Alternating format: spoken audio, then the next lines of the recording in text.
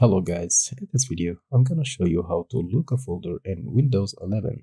So open a folder and then create a new notepad, name it whatever you want, test,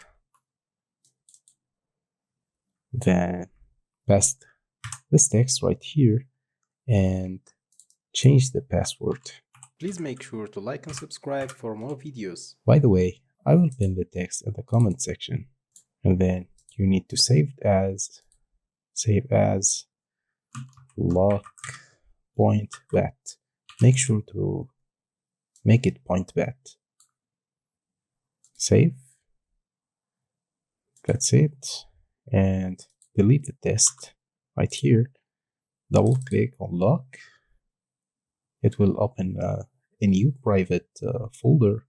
Take your desired folder and put it right here. Double click the lock and then hit Y, enter. It will lock it.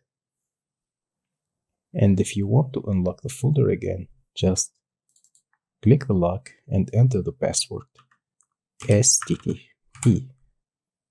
G, enter. Please make sure That's to like it. and subscribe for more videos.